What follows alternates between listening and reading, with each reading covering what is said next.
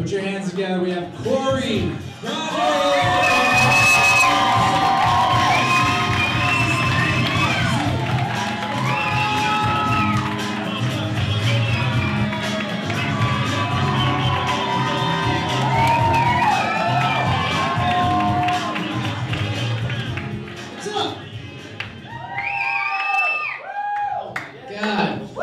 Thank you guys so much for coming out. Swear to God, this is such a great night. Give it up for all your comments before me. They were hilarious.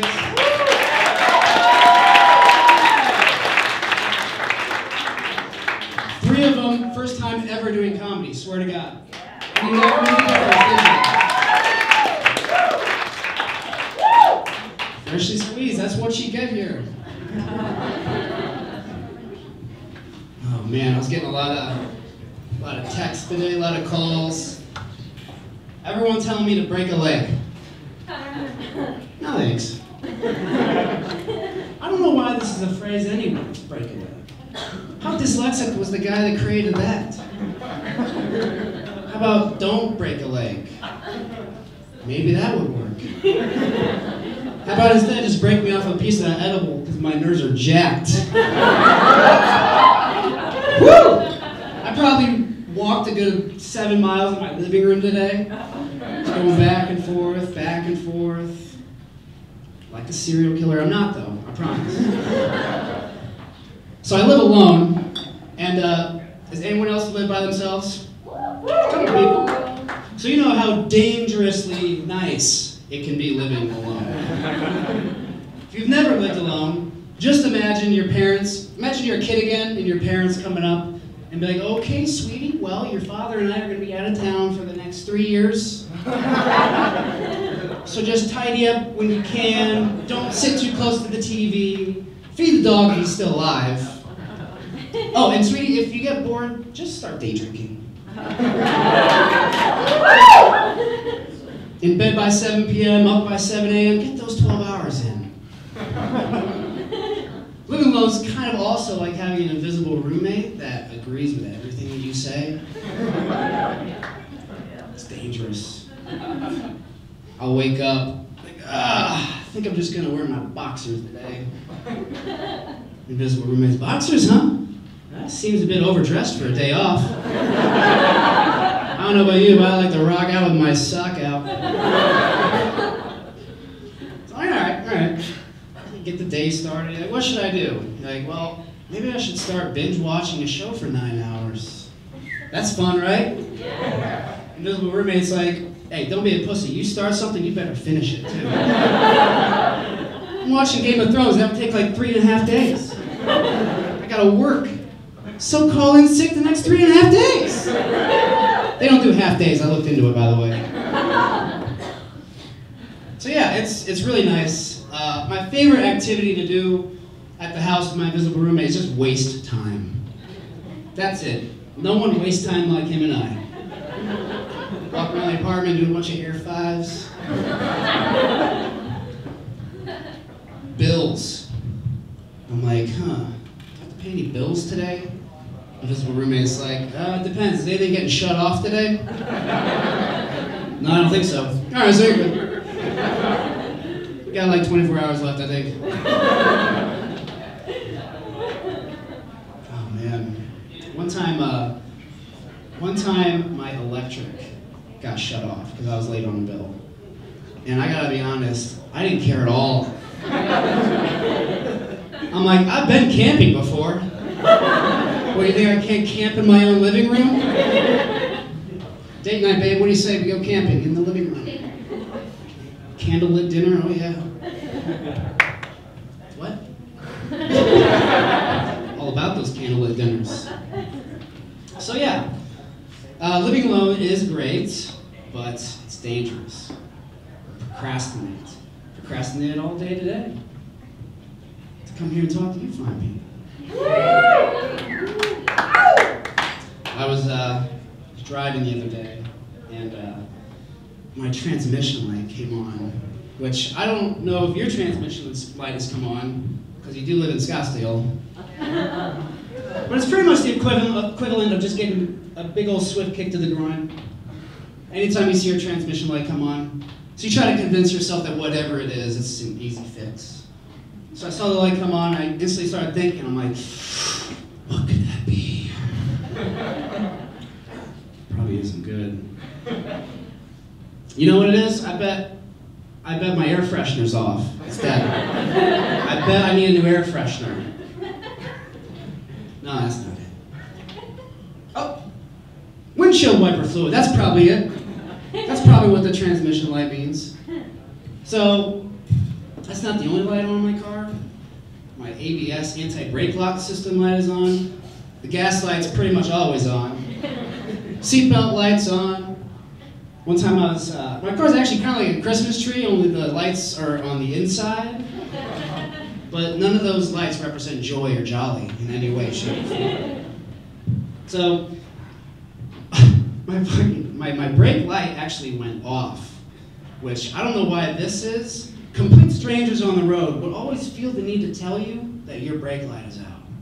Complete strangers you've never met in your entire life. I was at a stoplight the other day, and this guy pulls up next to me. He's like, "Excuse me, sir, your brake light's out." So, okay, yeah, I appreciate that. Is the other brake light out? No. So leave me the hell alone. What do you think? All my car is doing is giving you a subtle wink, saying, "Hey, I'm thinking about stopping." You think only half the car is going to stop, the other half is going to keep on going? Yeah, that's it. I got one of those Batman mobiles. Goes from an SUV to a motorcycle like that. I don't know why it is. They always feel like they deserve some grand thank you for telling you your brake light's out.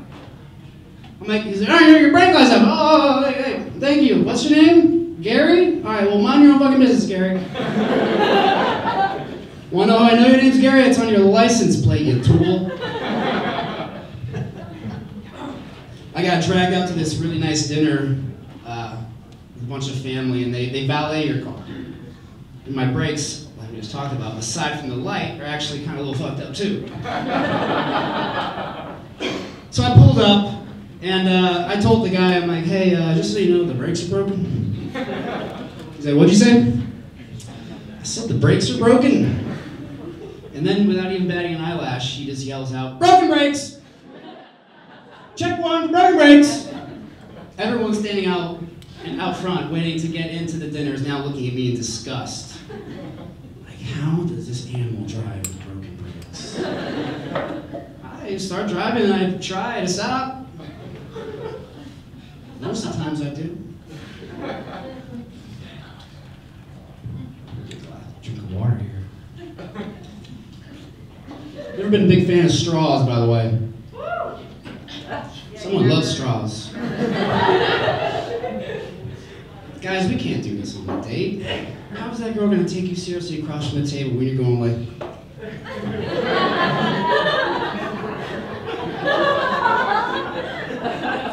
That's very interesting. Don't do that. So yeah,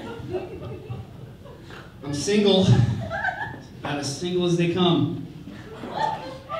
Hey, holla back.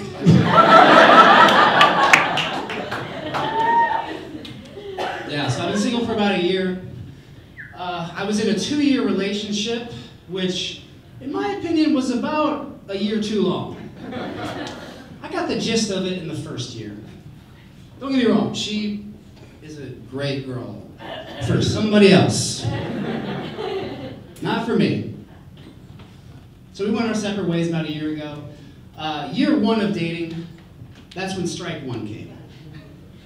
We were hanging out one afternoon, watched TV or something, and out of nowhere she says, "Hey babe, how do you spell the word purple?" What did you just say? I don't even know who you are. Please don't say that in front of any of my friends or family, ever. Purple? How have you been spelling it? With an E?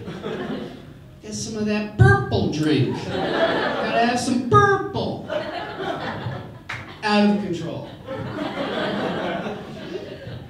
magenta, placenta, I'll let those slide. But purple, god damn it. Strikes 2 and 3 came in year 2, and in the same night, actually. So we've been hanging out for, I don't know, I guess like 9 days straight at my apartment, which she had her own apartment, so it irritated me a little bit. 9 days is a long time to spend with somebody, especially when you don't like that person very much. It's true. So yeah, hit a 9-day stretch, hanging out 24/7. Oh, and we worked together. That was the other devil side of that. I saw her at work, then I went home and saw her at my own apartment. And then we had a recap about the day. You saw everything that I saw in that day. We talked about it together, actually. I said, hey, look at this tool walking in. Yeah, here's a tool. Out of control. So shit, she told me, babe, I'm going out with the girls tonight. I'm gonna Uber home to my own place. You won't see me, I'll be out of your hair. I said, yeah, no problem. I'm like, thank God. Have a good night, get the fuck out of here. So I worked a double shift that day, and I was really excited to come home to my own empty apartment. Very excited. So I pull in and I see her car there. That's a bad sign.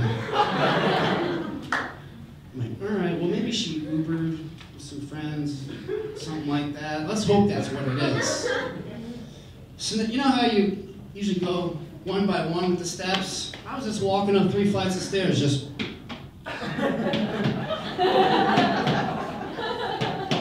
Man, I really hope she's not inside.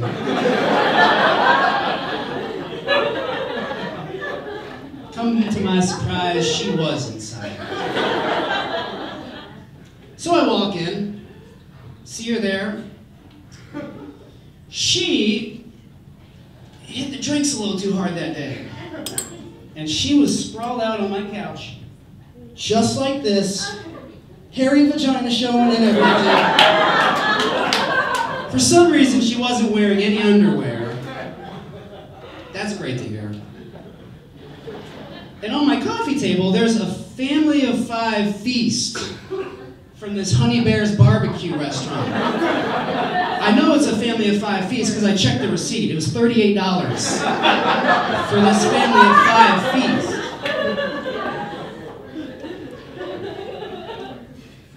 Strike 2.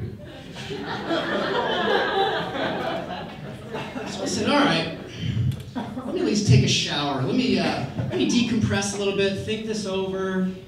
So then I go into my bathroom where I find a family of 5 feast shit chilling in my toilet. This was the nastiest thing I've seen in my 27 years of living. Oh my God! So about 6 flushes later, in my head, I'm like, that is strikes 3, 4, 5, 6, 7, 8, 9, 10, 11, 12, 13, 14, 15. I'm out of there. I may as well have been a single man in that shower. I would have enjoyed it a little more, but it smelled like shit in there. I got in, got out. So now, I'm like, I'm just gonna tiptoe around my own apartment and be really quiet so she doesn't wake up, so I can still enjoy the night to myself. It's like an idiot tiptoeing in the living room, eating chips like.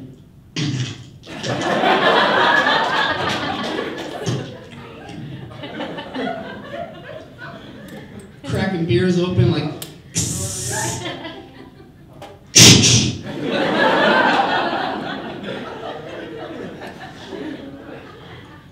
So finally I got sick and tired of this. I'm like, I'm not gonna do this for the rest of the night. So I went in her purse, grabbed her house key, and still went over and had a night to myself. And you can be sure that I left her something as well. But I didn't leave it in the toilet, I left it in the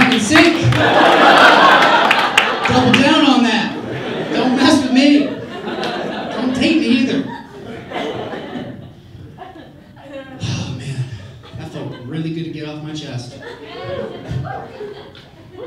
So yeah, I've dated 2 women in my life, both of them named Caitlin, coincidentally. I think I'm more attracted to the name than the fucking personality, I guess. Call it Curse of the Caitlins. I'm sorry if there are any Caitlins in here. I don't think there are, because I know all of you. Whew, so now I'm single, right? What do you do? What do single guys do? Well, you gotta get yourself ready. You gotta get prepared. Cologne. That's kind of something you have to do. Go get a new fragrance. So, for me, buying cologne is kind of like buying a Halloween costume. Because you buy it once a year. Each year it's something different. But each year you think you're going to get laid while wearing it.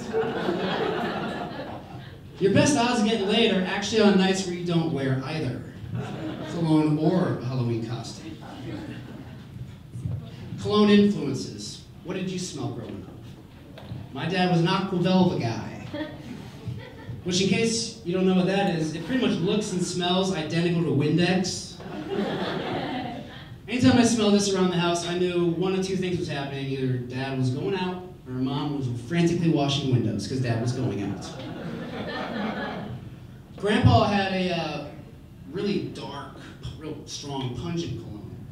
As a kid, I made the mistake of thinking it was Listerine, and then I quickly realized it was just booze. Kept booze in the bathroom. Don't get me wrong, it tasted something awful at the time, but at least Thanksgiving dinners were a little more fun from there on. They were.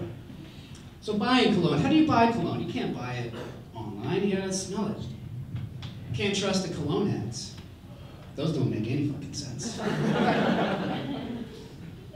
was watching one with Johnny Depp. It was just digging holes in the desert.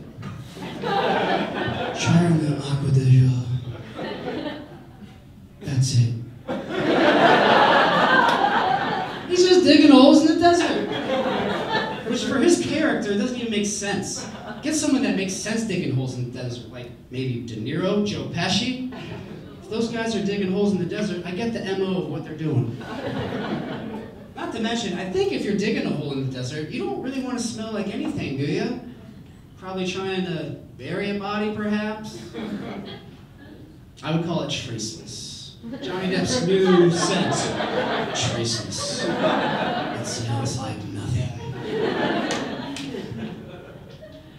There's one, was it Giorgio Armani? The guy's just hanging out on a yacht in his fucking whitey tighties. He just takes a dip in the ocean. Why is that supposed to smell good at all? The ocean smells terrible. And where I come from, if you're wearing your whitey tighties and going swimming, you're not awesome or exotic. You're actually just called white trash.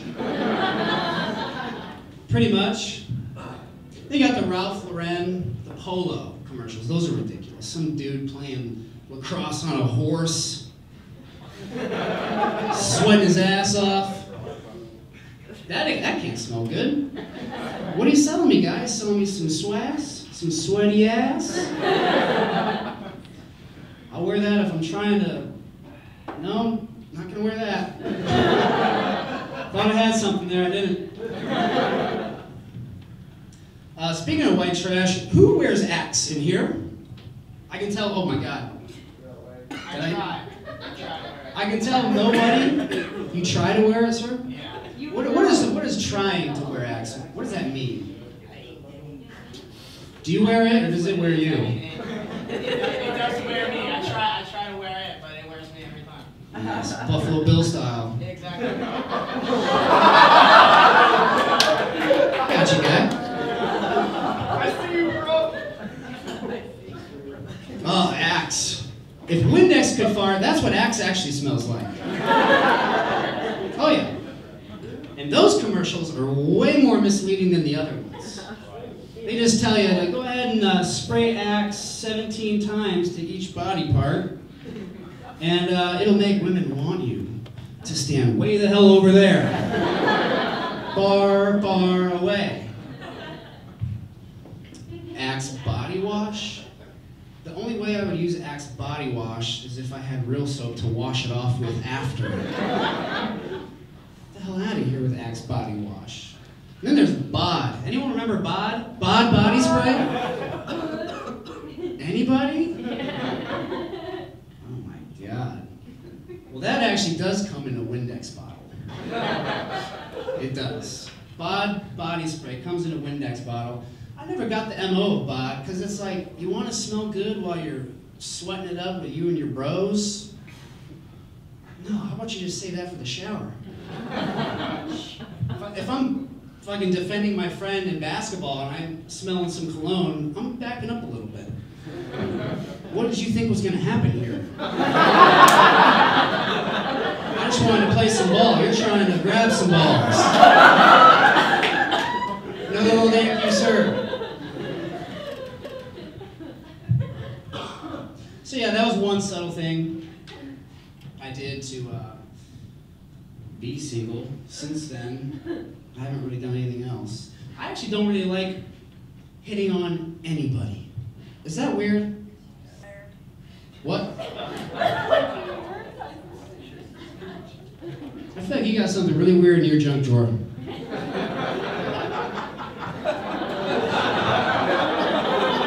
Just get that vibe. She's not saying no. She's saying yes to everything else, but not that.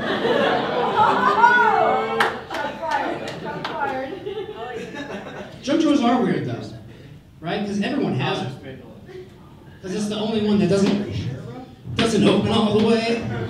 That's how it becomes the junk drawer. Well, first it starts as a bill drawer. You put the bills. Then once it breaks and doesn't open all the way, then it morphs into a junk drawer. You guys have junk drawers at your house? Yeah! That's how universally well known they are. So I kind of was going through mine the other day. I found a bunch of random shit. I don't even know how the hell I got there. Like a Hot Wheels car with 3 wheels, broken rubber band, a condom wrapper with no condom in it. I don't even use condoms. Don't know how the hell that got there. Let's go around the room. Got some weird stuff in junk drawers? Let's get weird. Who's got some weird item they want to tell me about in their junk drawer? Try to outdo stuff. What do you got? A bag full of toenail clippings. Holy shit! Get the fuck out of here. No, seriously, get up and get the fuck out of here. That is disgusting. Oh my God. Bro, this isn't therapy. Save it. I was trying to get weird, but not that weird. Oh my God, so why? I've been infatuated with them for years. Okay. Do you use a toenail clipper or you pull them off, you raw dog it? Well, depends where I'm at. Depends where you're at. Depends if I'm at the grocery store or out to eat. Or at work. Or work. So how big is this bag? I would say it's about 3 pounds. 3 pounds? I think this microphone is 3 pounds. Hey. What's that, Miss? Oh, good question. Are they only yours? I mean, I can't really say. I mean, People just kind of add them as they go? most people definitely, you know. Hey, bro, you want one? There you go. So how big is this bag? How big do you want this bag to get? I mean, honestly, like, as big as it could get. Fuck. Sky's the limit, brother. Possibilities are endless when you're dealing with toenail clippings. Oh, man. You paint any of these toenails? Are some of them colored? You know, because of, you know, the gunk and, you know. Oh, there's gunk. That's why they're different colors, you know. How does that bag smell when you open it up? Does it smell like Craig Harsha's National Treasure smell? I'm gonna be honest. Actually, it smells like tortilla. Dude, I honestly could talk to you for the rest of the set about this. And I really shouldn't. I really shouldn't. But I'm going to. Okay, so, fuck, that was really cool. I was not expecting that response. All right, well, kudos to you. Good luck with your bag. Thank you. Thank you. I hope it turns into a box one day. Good sir. How about somebody else? You got some junk drawers? Something in there? Anyone feel? I know you're not going to top that. Don't worry, don't try to top that. I don't think it's doable. No? Just want me to move on? Yeah, you kind of weirded us all out. Kind of don't even know where I'm at right now. Careers. Gotta pick a career. Have to. Can't be a bum. Well, you can be a bum. Then life would suck, though. You don't want that. So careers, we go through a little trial and error, all of us. Am I right? You have to. Yeah. So I went through a couple phases, which we all go through phases of what we want to be growing up. First thing I wanted to be was, you're not gonna believe this, I wanted to be an MMA cage fighter. I've never swung a punch in my life. I'm like, well, I'm in decent shape. Never been in a fight. Could probably fight. I'm a fan of the sport. So I did. I started training for a couple weeks at the gym. It was going all right. Pretty much get my ass kicked on the reg. But that wasn't what did it for me. Let me know that, hey, you're not a cage fighter guy. One day, me and my buddies were playing basketball, and it was at the end of the game. I had a particularly poor game that day, so we're all shooting, trick shots and stuff. And all of a sudden, I hear "heads up," which that's a bad thing to say to someone when a basketball is coming. So I look up like an idiot, and in comes the basketball, straight in the face, half-court shot to the nose. I didn't bleed, but I started crying. Literally, the impact from the ball made my eyes gush tears. No blood, but my friends don't know that. Everyone else at the YMCA doesn't know that. So like, oh, you're right, man. I'm like, yeah, no, I'm good. I'm good. I'm really good. No, I'm fine. I'm not crying. It's just with the basketball and the tears. I'll be good. I'm gonna go now. So I did. Got out of there, and that's the moment I realized, dude, you can't be a cage fighter. I'd be. Don't get me wrong. I'd be famous, famously known for being the only cage fighter to cry during a fight. He'd hit me in the face. I'd be like, come on, man, give me your best shot. Think that hurt? Come on, bring it on. I'm not crying just when I get hit. I start crying. So I'm like, all right, check that off the list. That's gone. No more cage fighter. Goodbye. So then I decided, you know what? Maybe I'll go work at UPS. Seems like a stable job. Couldn't be too hard, right? Guess again. Working at ups is a lot about downs. You do not want to work at the ups. No, thank you. So I originally wanted to be a truck driver, which would be a great job. They make about 80 grand a year, drive the truck, deliver the boxes. I'll do that job. What I didn't know is you have to be a box boy for anywhere from 1 year to 9 years. That's what they told me. I said, so when can I move up to truck? He said, well, there's a wait list. It's so long I can't even tell you. It's anywhere from 1 to 9 years. So you're probably thinking, well, what's the big deal with this box job? Oh, nothing if you're not a pussy like me.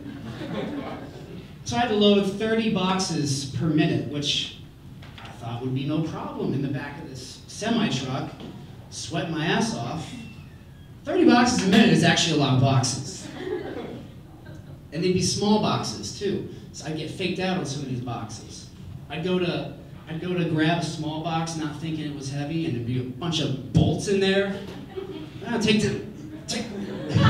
guess I'll use both hands for this one. So chances, I got so mad during this whole job. Oh, by the way, I quit the first week, and I was so embarrassed. My brother came up, he was like, hey, real quick, before we go into dinner with the family, everyone knows that you quit, so don't lie about it anymore. Okay. No one brought it up the whole dinner. It was so awkward. Yeah, you'd have to get 30 boxes per minute. And then you get to play Tetris, basically, in the back of this truck, right? Play a game of Tetris the old-fashioned way, I guess. So I'd build a wall and then start another wall. And then second day on the job, my boss came in and he'd say, "Hey, how's it going?" As he says, that whole wall of boxes comes tumbling down. I didn't say anything, I just went like this. I don't know what you want me to do. There are so many boxes. So the other guy working next to me, the guy that's actually doing his job well, has to hop over and help my dumb ass with the excess boxes. I got so mad sometimes I'd be back there. I would just, because no one could hear you. It was so loud in those trucks, you could just let out a scream at any time. I'd start loading boxes, a particular box would piss me off. I'd go, "Ah!" I'd take the box, I'd throw it, smash it. Let me see, this isn't going to the family. All right, fuck them. Chances are, if you got a dented package in the summer of 2015, that was from me. Chances are that was definitely from me. So, UPS was a very poor job. I did not want to do that, so I quit. Did. So, Shadow Day, right? This was actually the first thing that I truly wanted to be was a fireman, right? I think just about every guy goes through a fireman phase. Am I right? All right, 6 of you.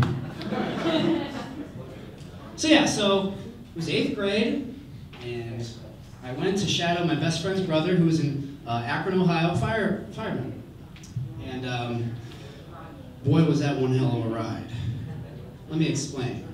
So Shadow Day, he told me, bring some donuts, show up at 7 a.m., and you'll ride truck with them and follow them around and see what it's like to be a fireman. I'm like, all right, yeah, sounds awesome. I could not have been any more excited.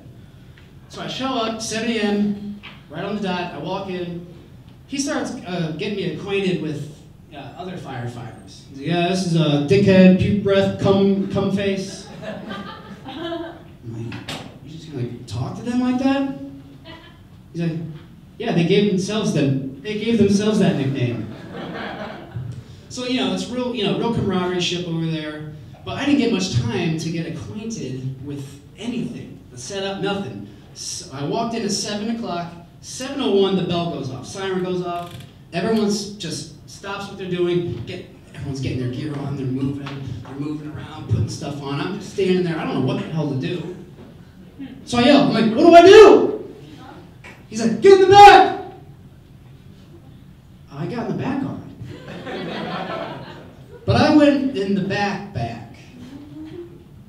the place you're not supposed to be, like on the rails, like how they did it in the 1930s.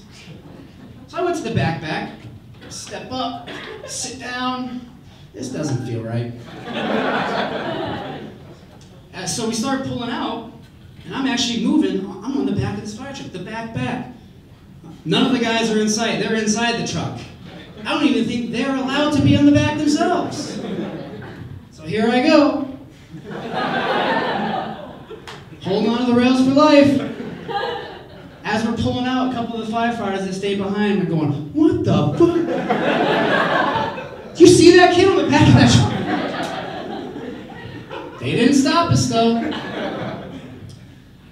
It wasn't until about mid-highway that I realized, I'm not supposed to be back here. This doesn't feel right. It's 7 a.m., I'm freezing my ass off, and I'm the only one back here. So we're going like 85, 90 miles an hour on the highway. Speeding past cars. All the people in cars like, "Jesus, look at that. What the? You see that guy?"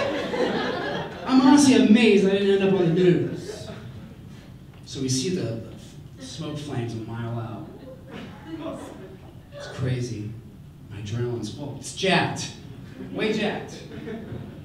So we pull up to the scene. The house is engulfed in flames. So I just kind of step off the truck. I wasn't on there.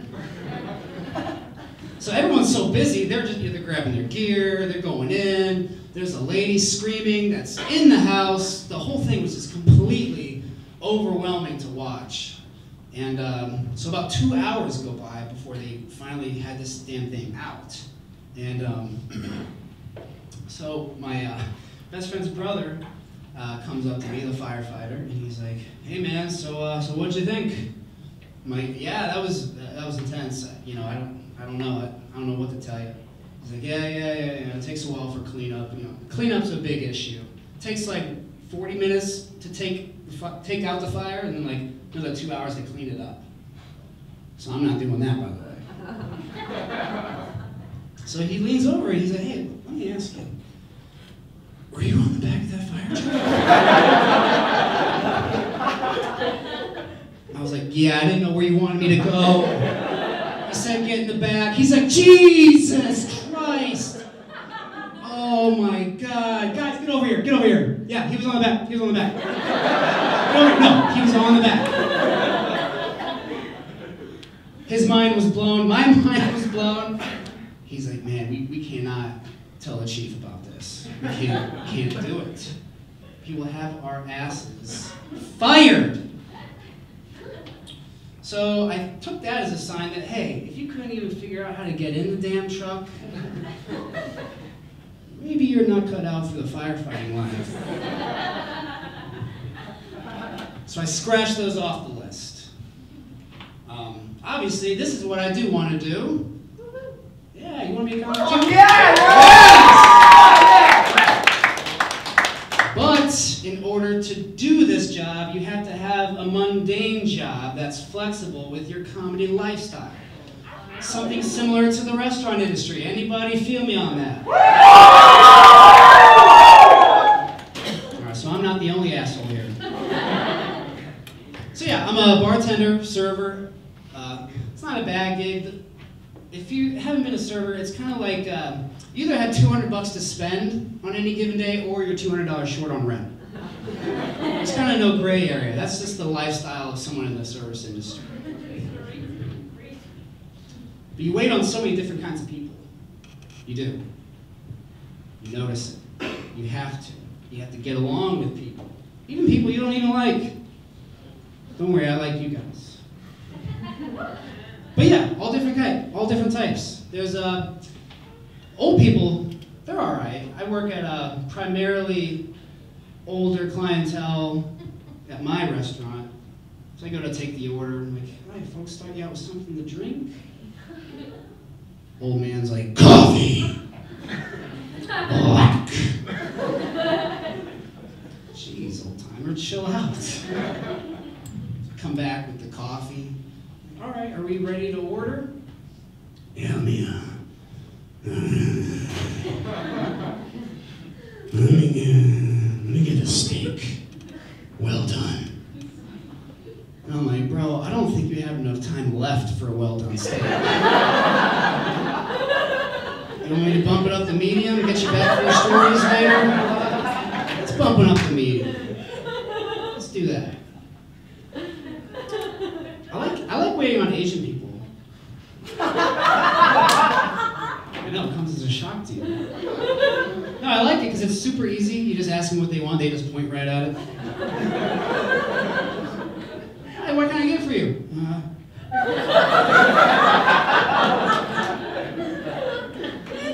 Okay. You don't have to ask them anything. Nothing. You can have a whole serving experience and not say one word to this person. The only thing you might have to ask them is how you want your dog cooked, your steak cooked.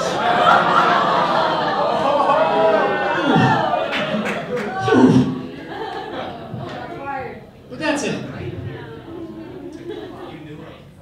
You know, Mexican people, I love them too. They're very family-oriented. Very. All about the family, good work ethic. I'm always a little shocked though when I approach them at the door. I'm like, "Hi folks, how many tonight?" 37.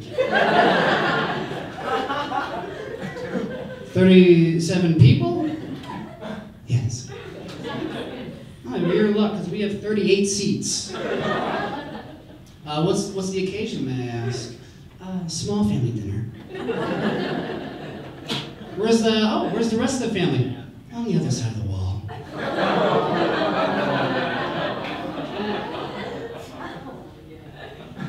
Sorry about that. I can't relate in any way, shape, or form.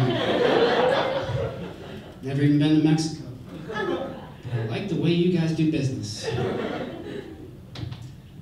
my gosh. Kids. I don't like waiting on little kids. Oh my God, some of the shit that comes out of my mouth.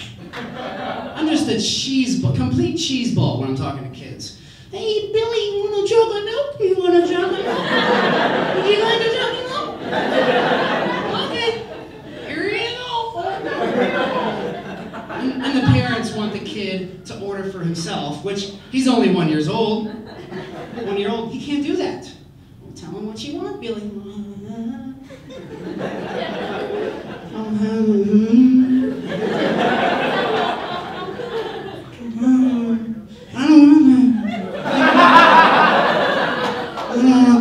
You have to eat something, Billy. I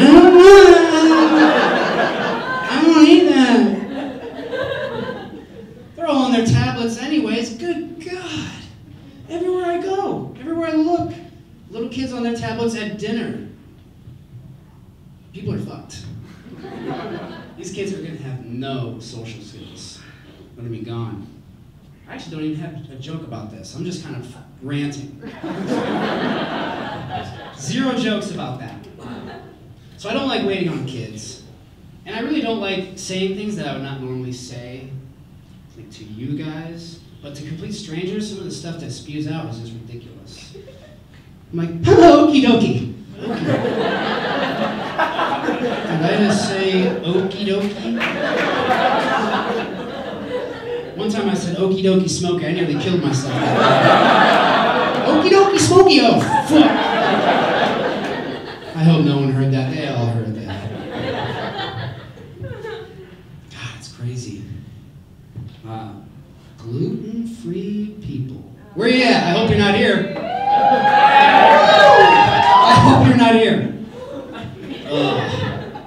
Gloozers, that's what I like to call them. What's up, you gloozer? Isn't it funny? They always have questions for me about what they can eat. Hey, you don't know anything about gluten. Let me ask you some questions.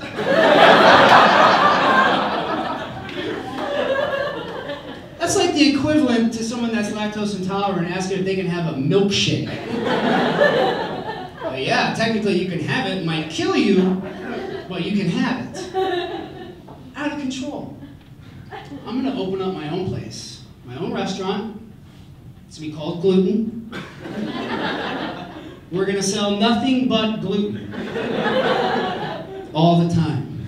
I'm going to be serving up flapjacks, topped with a gingerbread house, with a fine gluten extract on top. And if someone asks for the gluten-free menu, I'm going to say, no, get the hell out of here, you gloozer. And don't come back! Oh my gosh. Gluten-free people, yeah. They irritate me almost as much as annoying people. One dude asked me, so, can I have a salad? Hold the lettuce, please. You say salad, no lettuce? Hold the lettuce? Okay. Why don't you hold my pen while I smack you upside the head real quick? What do you want to drink? You want drink no liquid in there? Okay, well, here's your cup. Guy right there. And you just let me know if you need a refill on that. Oh my God. Dessert. That's such a fun time, right? Everyone gets way too excited when dessert comes out. Am I right? People make a huge scene. It's embarrassing. Bring a dessert out, they act like they just saw a black guy drop his towel. Oh my God, it's huge! Oh, I hope you guys are going to help me with this.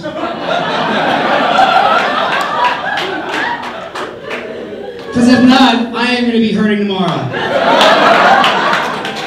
I'm hurting tomorrow.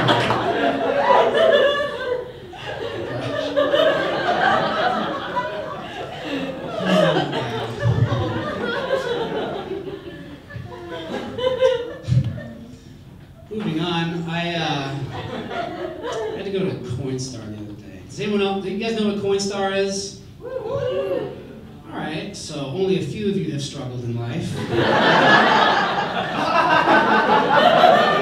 to know.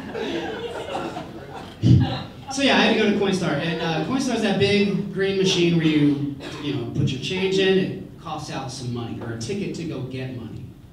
So it's never really, you're never just hanging out and you say to yourself, I think I'm gonna make a quick run to Coinstar. Never happens like that. No, you wake up that morning and you say, shit, I gotta go to Coinstar. How did you end up here? You told yourself last time you wouldn't come back. So then you get your bag of change or a coffee cup of change, whatever. And then you always try to walk into the grocery store pretending like you're not carrying a big bag of change. You're just walking in with it, all sketchy like. I'm a hunchback, leave me alone. God forbid you get there and someone's already using the damn thing. Because you're not there for any other reason. You're there to get money and get the hell out of there. One time I saw someone use it, I just froze like a deer in headlights. I was like, I don't know what to do right now. I came here for one reason, and I can't do it. So I started like just browsing, not for food, just browsing until they finished up. So I started using, so they left, and so I started using this thing. Gotta get started with a few buttons first. Which, by the way, the buttons on this machine are the loudest damn things you've ever heard in your entire life. You press a button, it sounds like you're detonating a bomb.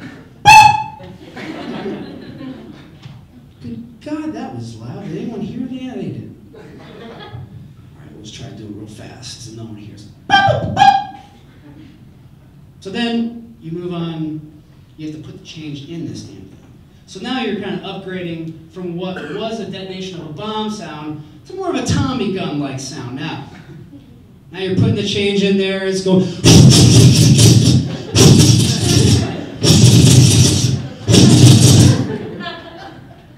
or something like that.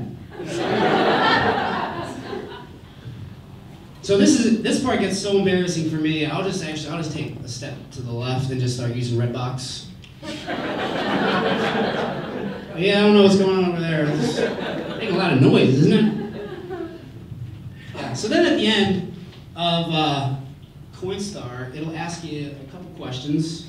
It'll ask you, would you like to, A, keep your money? Sounds good to me. Or they give you a second option where you can donate all of your change. Who the hell does this? You want to humiliate yourself on top of donating to charity? These people don't exist.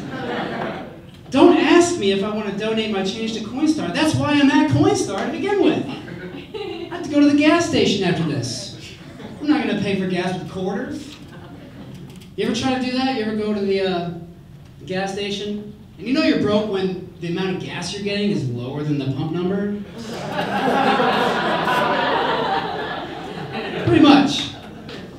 When you're paying with quarters, you just kind of walk up and you're like, hey, let me get 16 quarters on pump 18, thanks. You just run away. But no, so after that, so you get your ticket, right? Which I'm not donating shit. So you get your ticket, you have to go to someone to give you the cash. And it's pretty, depending on how much you're getting from Coinstar, you'll get a different reaction from the person that's giving you the money. Okay, 20, 40, 60, 85, 6. There you are, sir. Thank you very much. Have a great day. Not weird.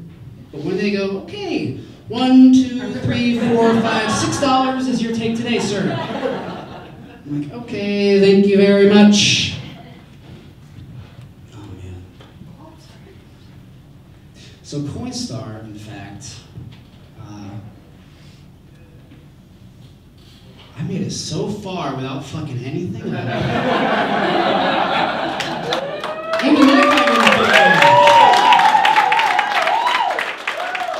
Well, the good news is I was actually done after the serving bit, so that was an added bonus. I love you guys so much. Thank you for coming.